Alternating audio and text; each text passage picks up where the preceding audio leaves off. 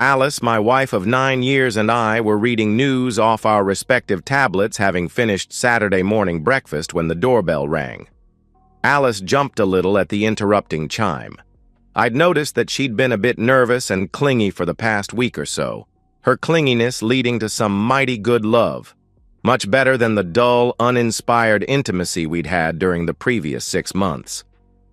"I'll get it," I said, setting my iPad on the table and heading for the door. Opening the door, I found 2 men flashing badges identifying them as police officers. "Hello, can I help you?" I inquired. "Mr. Brian Campbell?" the larger of the 2 asked. I nodded. "We're Officers Stevens and Peters from the Austin Police Department. Sir, we're here to execute a search warrant," he said, handing me a set of papers. "A search warrant?"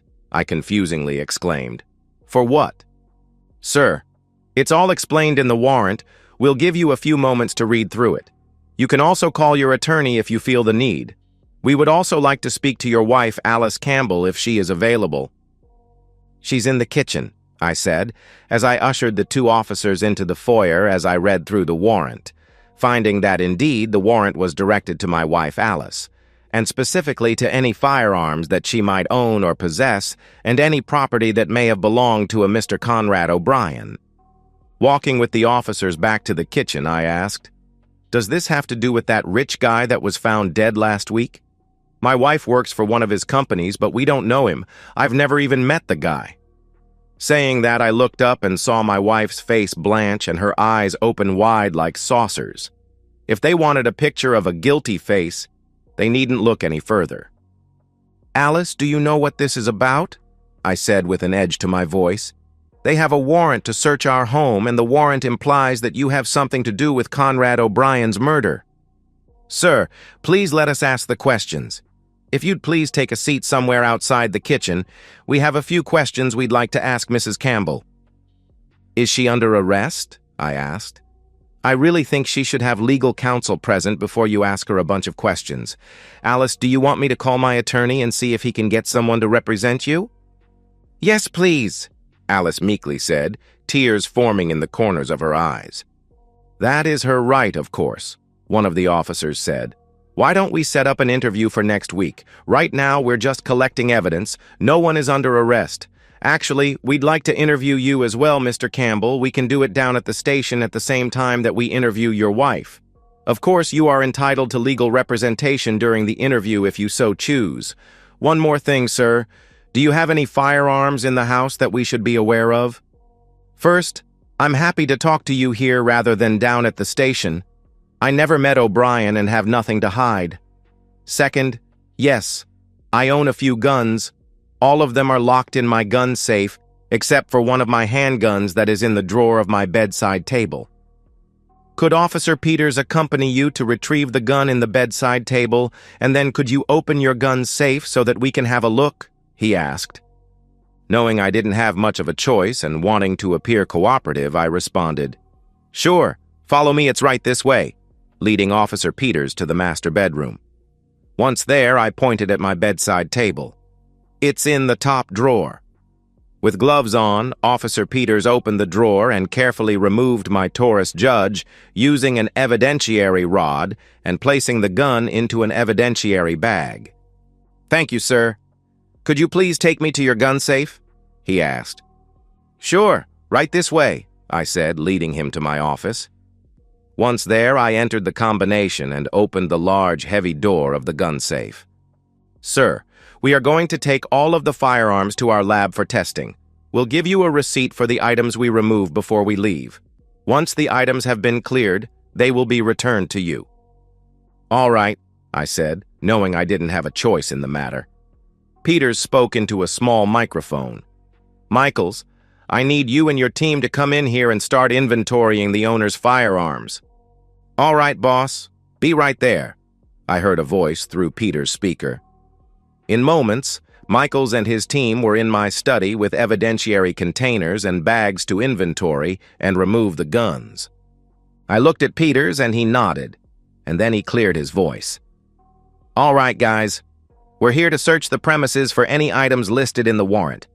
In particular, We're looking for any additional firearms.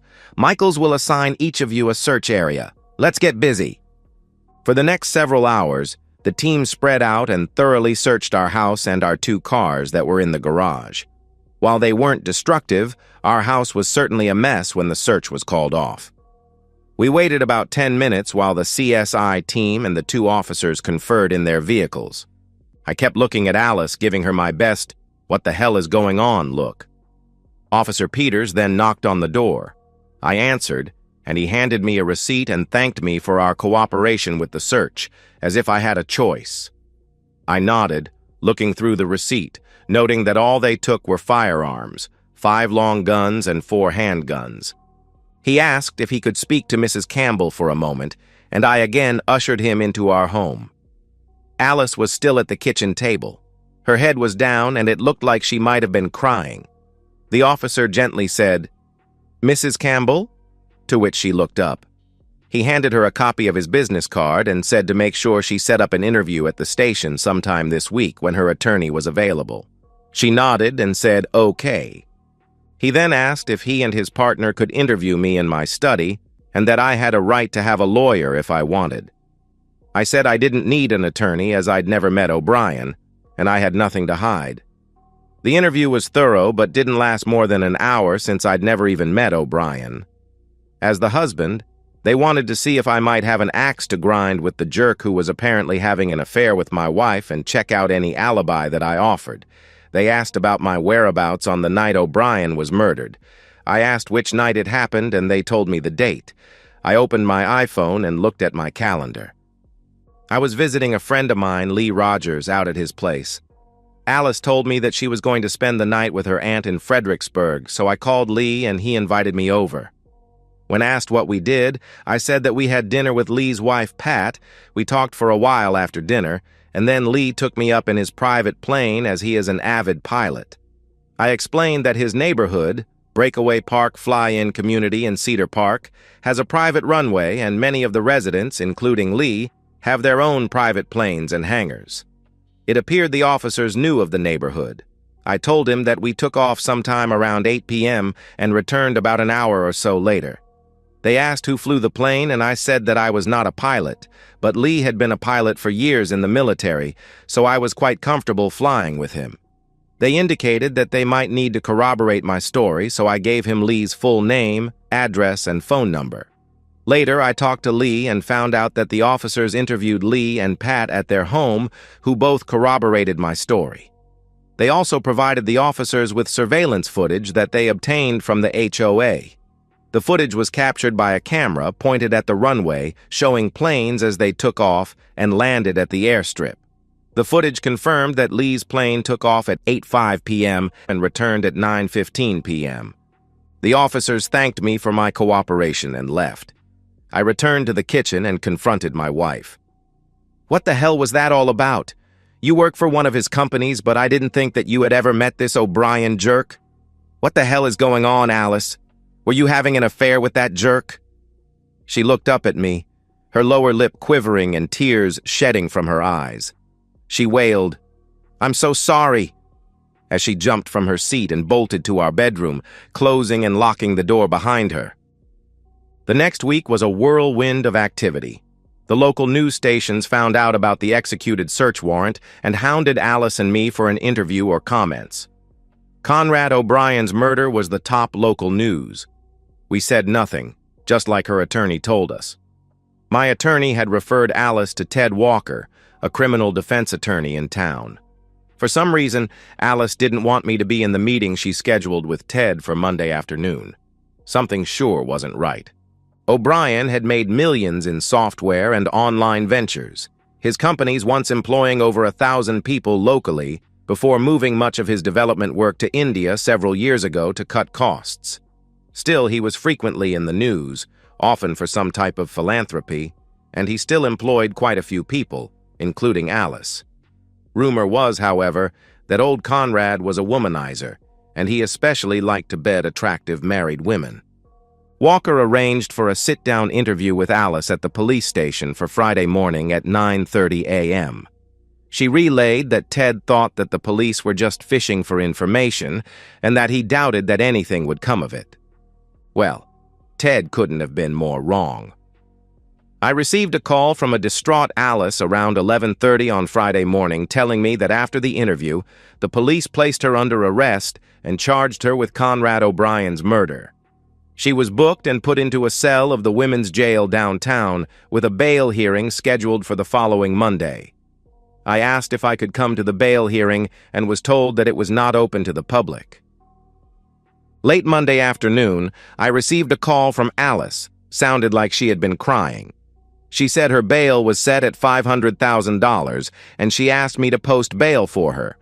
Since I'd never been involved in the criminal justice system, I Googled bail and learned that a bail bondsman would likely charge a 10% non-refundable fee for bail. Crap. $50,000 that we'd never get back. I had started a successful recruiting business several years ago, and we were doing very well financially, but still, $50,000 was a lot of money. I told her before I posted that kind of money, I wanted to meet with her, and she needed to be honest with me about what was going on. She agreed. I guess she didn't have much of a choice if she wanted my cooperation. Walker set up an interview for us at an interview room of the jail and said he'd like to be present to explain things. I arrived at the jail and they checked me over and made sure I didn't have any contraband or weapons. Then I was ushered into an interview room usually used by defendants and their attorneys. Walker and Alice were both in the room. Alice was in an orange jumpsuit. It didn't look good on her. Instead of getting answers directly from Alice, Walker was acting as her mouthpiece. He said that I'd likely learn of the facts anyway, so he was prepared to tell me what I wanted to know. He said that O'Brien and Alice had an affair lasting for about 6 months, which only ended at his death. I was shocked by this revelation and angrily looked at Alice. "You cheating woman! No wonder intimacy with you was so goddamn boring until that prick died. He was ringing your charms, wasn't he? You unfaithful spouse!"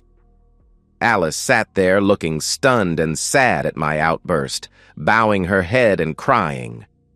Walker said he understood that this news was upsetting to me and implored me to take a few minutes and calm down. He said that he was certain that, while Alice had an affair with O'Brien, she didn't kill him. "Really?" I responded. "If you're so damn certain, then why did they arrest her for his murder? They must have some awfully good evidence against her." Walker went on to explain that the murder took place at O'Brien's 640-acre ranch located in the Texas Hill Country west of Austin. The house on the ranch was a mini-mansion, smaller than O'Brien's ostentatious abode on Lake Austin, but it was still a 2-story home with over 5,000 square feet with a pool and a tennis court. The property had outdoor security cameras equipped with night vision capabilities that captured any vehicle or foot traffic approaching the house from all angles. The inside had cameras too, but O'Brien only turned those on when he was away, and indeed, those cameras were off when he was killed. Ted went on to explain that the officers showed surveillance footage of O'Brien's Lamborghini traveling up the lane towards the house at 9 p.m., the night he was murdered. A camera in the house clearly showed him walking in through the garage before he turned off the indoor cameras. Around 10 p.m., the outdoor cameras captured Alice's Lexus, traveling up the lane and parking outside, clearly showing Alice walking to the front door and letting herself in. I found the level of familiarity with her letting herself inside as unsettling as the rest of the sordid affair. A few minutes later, the same camera captured Alice hurriedly leaving the house and practically running to her car, making a hasty exit. "What the hell?" I exclaimed. "It sure as hell looks like she did it." I looked over at Alice. "Did you really do it?" I asked. Her attorney tried to keep her from answering, but she didn't heed his advice. "No, I swear to you I didn't do it. When I walked in, I could see him sitting in his recliner. I could see his feet, but his back was to me. He didn't answer me when I called, so I thought he was sleeping or something. When I came around the chair and looked at him, he had a hole in his forehead right between his eyes with blood all down his front. I screamed and panicked and ran back to my car." I'm not sure why I should believe you since you've already admitted that you are a cheating, conniving wife, carrying on a 6-month affair behind my back while I bust my back, giving you a life that most women would love to have. I'm also not sure why I should fork over $50,000 to bail you out of this joint." Walker tried to interject some much-needed calmness and logic into the conversation. He explained that being in a community property state, half of our money was Alice's, and that they could obtain the $50,000 with or without my assistance. In the end, I caved and decided to cooperate, but I let Alice know that regardless of my cooperation, we were through. Walker was optimistic that Alice could beat the charges despite her being at O'Brien's house and fleeing the scene without calling the police. Walker summed up the evidence gathered by the police. "The good news is that ballistics did not match any of the guns from your house as being the murder weapon. Unfortunately, the bad news is that the only people appearing on O'Brien's security footage over the past week were O'Brien and Mrs. Campbell. Details of the case were obtained by the media, and they turned our lives into a living hell, harassing us outside our home, while we were out, and even outside my office. Some of the questions posed to me painted me as the clueless husband, asking if I knew she was having an affair with O'Brien and so on. I guess I was a clueless husband. I snapped at the reporters once that I'd never even met O'Brien, and I was unaware of any relationship between O'Brien and my wife, and I certainly would never condone it. I kicked Alice out of our bedroom, and she was now sleeping in the guest room and using the guest bath. She told me that Walker said that we needed to appear as a united couple so that her public opinion wouldn't be too badly tarnished, perhaps affecting any eventual jury. To hell with you, Alice. Now that your boyfriend is dead, you want to be a united couple. Where was this united attitude when you were stepping out on me and having an affair with that jerk? You know what?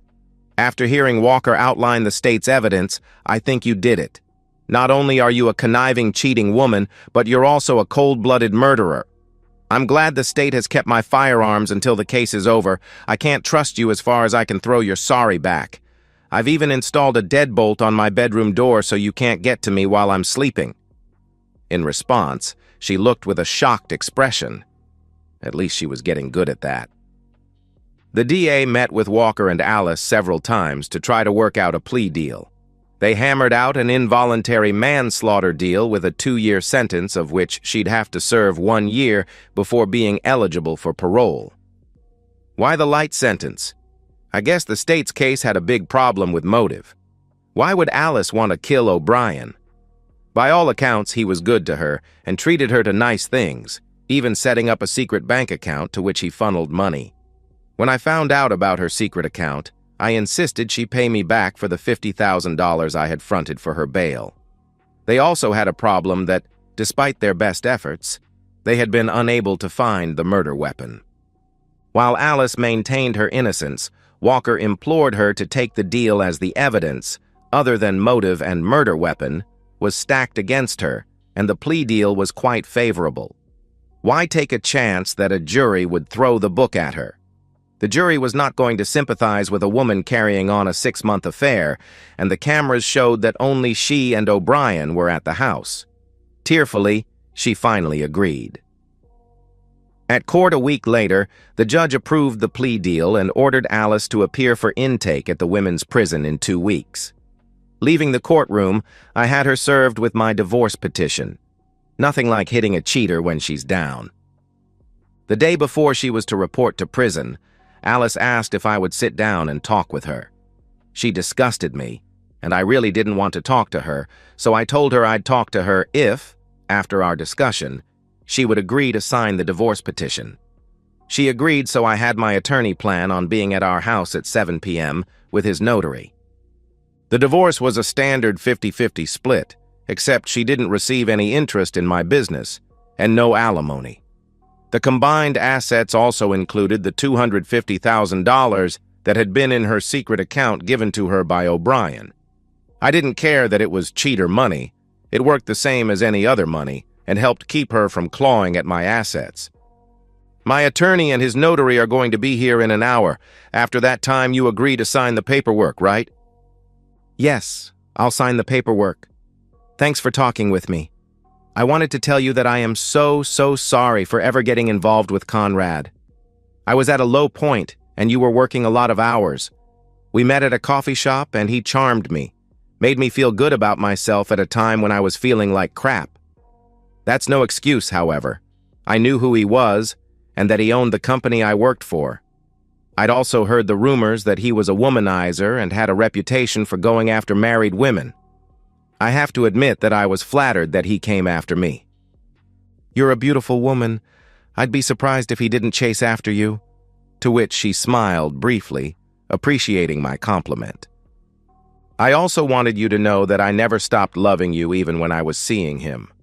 While I was fond of Conrad, I never really loved him, and knew that our fling would eventually end. It sounds crazy, but I really thought I could have two men, at least for a while. My affair was never about you, and I wanted you to know that we never really talked about you. Early on, he tried disparaging you after we'd just finished, and I left rather than spend the night with him. I told him if he ever talked badly about you again, we'd be through. It was after that night that he gave me the account with the $250,000. Wow, I said. I think those words are all from the Cheater's Handbook in the chapter of what to do when you're caught. You know most cheaters eventually get caught, and you knew that I would never put up with infidelity. So what exactly did you think would happen when you got caught? I replied. I deserve that. I know you have a firm set of morals. Believe it or not, that is one of the qualities that attracted me to you back in college. I knew you would kick me to the curb if you ever found out, but I think every cheater thinks that they are different and will be the ones that never get caught. I guess the danger of being caught is part of the thrill that makes an affair exciting, but it sure wasn't worth it. I may be a cheater, but you and I both know that I'm not a murderer. Tell me, Brian, did you kill Conrad, or did you pay someone to have him killed? She asked. Nice try, Alice. Did Walker put you up to this? Did he put a wire on you hoping I'd make a confession? She blanched at that, letting me know that I hit the mark. Tell me, dear wife, if I did it, how the hell did I get there? Do you think Captain Kirk teleported me there with the Starship Enterprise? Get real. You saw the surveillance footage. Only you and Jerk O'Brien were at his place when he had a hole bored in his head. While we're at it, why don't you finally tell me why you did it? Was he going to break up with you? Did you tell him you loved him and he just laughed and said you were just a good time pass? Damn you, she snarled. Never again, thank God, I rejoined. At that moment, the doorbell rang announcing the arrival of my attorney and his notary. I think this discussion is over. It's time to sign off on this marriage, I said as I left my office and went to answer the door. For once, Alice was true to her word and signed off on the divorce paperwork. I'd be a free man in a few months while my ex would be a resident at one of the state's medium security prisons. I was even a gentleman and drove her to the prison intake. Okay, I'll be honest. I wanted to make sure the unfaithful woman was locked up and out of my life. 6 months later, I was out at Lee's place celebrating my final divorce decree that had arrived in the mail earlier in the week. Just the two of us were sitting in his hangar enjoying some adult beverages, and Lee was smoking a nice cigar. Do you feel at all guilty? I asked him. Lee gave me a hard look. That jerk killed my baby sister. He had it coming. He might not have pulled the trigger, but he seduced her, a married woman with 2 kids. When her husband discovered her affair and kicked her out, O'Brien broke it off and rebuffed her. Megan was so distraught that she decided to eat a bullet rather than face the consequences. But we both know that O'Brien was to blame. Lee had told me about O'Brien and his sister after her death. He had been grief-stricken for several weeks. I just nodded in response while Lee paused, taking a long pull on his cigar. How about you? Do you feel guilty getting Alice sent away for a crime she didn't commit? He asked. Not really. The silly woman had it coming. She knew that I would go scorched earth if I found her cheating, but she did it anyway. And hell, I got to learn how to fly and land your plane. That was pretty cool.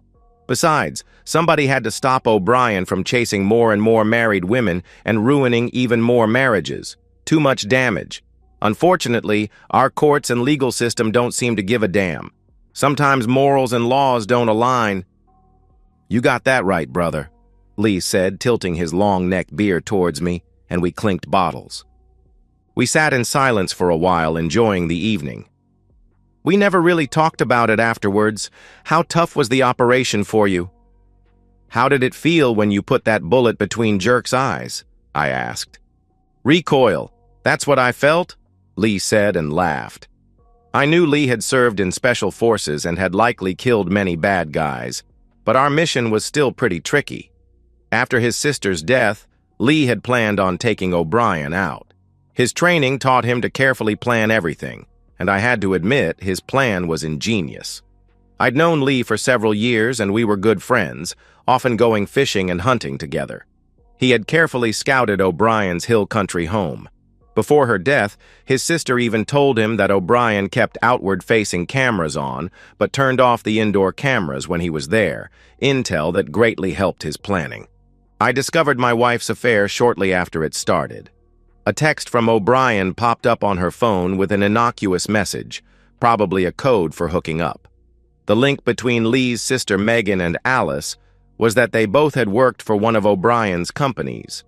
When I first told Lee about Alice's affair with O'Brien, it took some time, but he finally convinced me to play the long game and not divorce her immediately. While Lee was a trained killer, I was pretty useless in our operation, but we were in this together. Lee determined that my role would be to pilot his plane while he would take care of the wet work. It took Lee a few months to teach me how to fly and land his plane. It was fun, but in the back of my mind, I knew the only reason I was learning to fly was to help Lee kill O'Brien, which sent a chill down my spine. We tracked Alice's movement with a tracker on her car, and I learned her phone's unlock code. I frequently looked at her messages to track her upcoming assignments with O'Brien. The morning of the op, Lee drove an old Jeep to a secluded spot about a mile away from O'Brien's house and covered the Jeep with a camo screen. He removed the plates and replaced them with plates borrowed from an abandoned vehicle he had found. After hiding the Jeep, I picked him up and dropped him off back at his place before returning to my house before noon. That night, I drove out to Lee's and we took a plane ride like I had told the police, except I was the one flying. Lee was dressed all in black with black leather gloves, a full-face balaclava, and night vision goggles. He was one scary-looking guy. He had a square black military-grade parachute that he said was highly maneuverable and should allow him to land on O'Brien's roof, or even better, O'Brien's second-floor balcony with a sliding door leading to an upstairs bedroom. O'Brien's master bedroom is downstairs. He also had a pack strapped to his front with his tools and getaway gear. I piloted the small plane as Lee instructed until he felt we were in the ideal location. Opening the plane's door, he yelled, "Let's finish this, buddy," over the prop noise as he jumped out into the night sky. The conditions were perfect, dark with almost no moonlight and calm winds, allowing Lee to make a perfect landing on the second-floor balcony. From reconnaissance, he knew that no cameras were aimed out at the balcony. He then picked up the lock of the door from the balcony and waited on the balcony until O'Brien arrived and turned off the indoor cameras. Lee quietly entered the house and crept downstairs. He told me that he wanted to talk to O'Brien before popping him. We knew from the GPS tag in Alice's car that she was still about an hour away. We didn't think there were any listening devices in the home, but Lee didn't want to take any chances, and, in the end, he really didn't give a damn what O'Brien might say. He found a spot where he could watch O'Brien and wait until he sat down, as he didn't want his prey to get spooked and run outside. Once the jerk sat down in his recliner, Lee made his entrance, pointing his gun at O'Brien's head. To say O'Brien was surprised and scared would be an understatement. Conrad initially thought he was a victim of a home invasion and quickly offered the masked man money and valuables. Keeping the gun trained on O'Brien's head, Lee calmly walked over to O'Brien and whispered in his ear, "This is payback for Megan." Stepping back, Lee could see that O'Brien understood the situation with a copious amount of pee staining the front of O'Brien's pants. Lee then pulled the trigger, ending O'Brien's miserable life. Lee's getaway gear was a disassembled lightweight hang glider with lightweight aluminum poles that snapped together to support the nylon fabric that formed the wings. It took about 10 minutes to put the hang glider together. Since the outside cameras faced downward to spot intruders, Lee surmised that he only needed to fly about 100 yards from the house and the cameras would never spot him. He made sure he gathered all of this gear, went to the balcony and repicked the lock, this time locking it.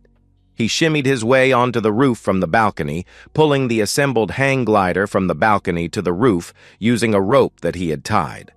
Luckily, the roof pitch was manageable, so he carefully walked with the hang glider to the highest point, faced the slight breeze, and ran hard on the roof ridge with the hang glider in position. He said that he must have been pumped with adrenaline as he probably flew a quarter mile before landing. Once on the ground, Lee disassembled the glider and made his way to the Jeep, stowed his gear, and drove away into the night. The next day, he disposed of the gun, the hand glider, and the black clothing he had been wearing. He even disposed of his shoes in case he had left any tracks. After hearing Lee recall his part of the mission, I exclaimed, "Lee, you've been retired for over 10 years, but you've still got it." "Brian, I did this one for my baby sister, may she rest in peace. As Toby Keith once said, I'm not as good as I once was, but I'm as good once as I ever was." And so, we've reached the end of today's story. Was it what you expected, or did it take a twist you didn't see coming? I'm curious to hear your thoughts. Share them in the comments below, and let's get a conversation going. If this story kept you hooked, make sure to hit that like button. And if you're new here or just haven't subscribed yet, now's the perfect time to join our community. I bring you fresh, captivating stories every day, so click that subscribe button and turn on notifications so you never miss out. Thanks for watching, and I'll see you in the next one.